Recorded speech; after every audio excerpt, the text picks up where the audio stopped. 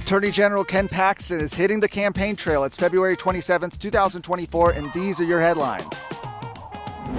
As you can see, we are out of the studio today. We're actually at a voting location in Denton, where just moments ago, Attorney General Ken Paxton held an event getting to know voters inside of the district of current State Representative Lynn Stuckey. You have Andy Hopper, who is challenging him. Attorney General Ken Paxton has endorsed Andy Hopper, but this was actually just one of many events that the Attorney General has held in recent weeks and even just today in support of his favorite candidates for the Texas House. You had him do 3 events today with a couple more scheduled on for later on. He's got more events scheduled this week. I caught up with him after the event to ask him how it was going, what he thought of Trump's latest endorsements, and what his message is to voters who haven't cast their vote yet.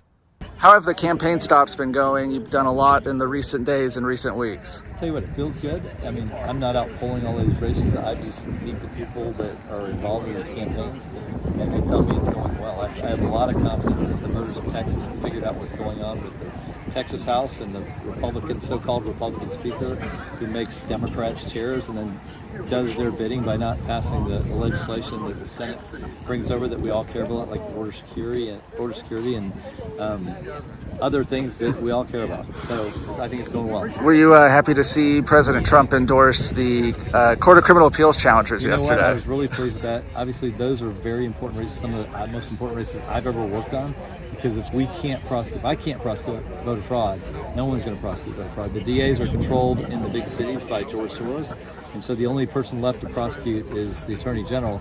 And so it's so important. I'm grateful that President Trump realized that, and he came out in support of David Shank, Lee Finley, and Gina Parker. Last question. If someone's watching and they haven't voted yet, what's your message to them? Not only should you go vote, this is, I believe, some of the most important, maybe the most important elections of my life. I know you hear all that all the time, but literally, if we can't take back the Texas House, and we can't take back the Court of Criminal Appeals, we are going to lose this state in 4 to 6 years. And so it's critically important that not only you vote, but your family vote. You talk to your friends about supporting people like Andy Hopper that I'm here for right now, but also the candidates that I just mentioned for Court of Criminal Appeals.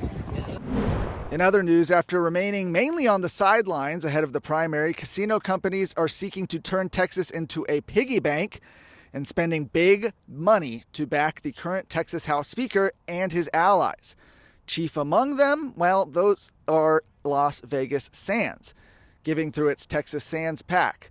The largest beneficiary of Sands money in the latest filing period is House Speaker Dade Phelan. The casino group gave $200,000 to the speaker, his second largest donation in the latest filing period. Another gambling behemoth, Penn Entertainment, gave Phelan $20,000. The Choctaw Nation of Oklahoma donated $10,000. Gambling special interests have long targeted Texas, but have been rebuffed for decades following failed promises of the Texas Lottery. During the 2023 legislative session, the Texas House advanced gambling measures that the Texas Senate ignored. In this latest period, Sands gave $1.8 million to Texas politicians. This money went exclusively to members of the Texas House, with Republicans taking $1.34 million and Democrats receiving $457,000. This could potentially be a preview of the deluge of money that big gambling may spend in the lead up to the 2025 legislative session. It's typical for lobbies advancing controversial issues to hold back donations, of course, to shield candidates from attacks leading up to elections. Disclosure of Sands giving comes halfway through early voting already, where many voters have cast their votes in a week before Election Day. If you're not watching the Luke Macias Show, then you are not as engaged as everybody else is in Texas who's trying to make a difference, knowing exactly what's going on so that they can take action on the things that really matter. Guys, watch us on the Roku app for Texas Scorecard. Watch us on YouTube. Listen to us on Apple Podcasts, Spotify. Get engaged, get more informed, so together we can actually make a bigger difference on things that matter for the future of Texas. God bless you. Lastly, some more news actually involving our Attorney General Ken Paxton. He's suing a major pornography distributor for failing to comply with a new state law which requires age verification for internet pornography.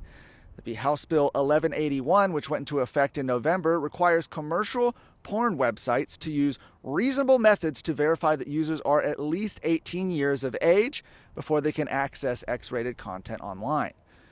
Pornhub, which is the largest online platform for sharing sex videos, had sued Texas along with other pro-porn plaintiffs to keep HB 1181 from taking effect. Now Paxton is suing ALO Global, the conglomerate that owns Pornhub, accusing them of violating the law. If it is found that they did indeed violate Texas's new law, the porn provider could be subject to millions of dollars in fines.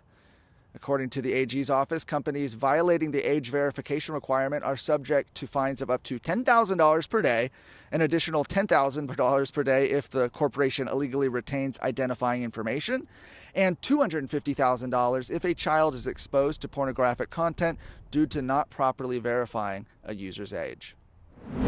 For more of today's stories, head to TexasScorecard.com.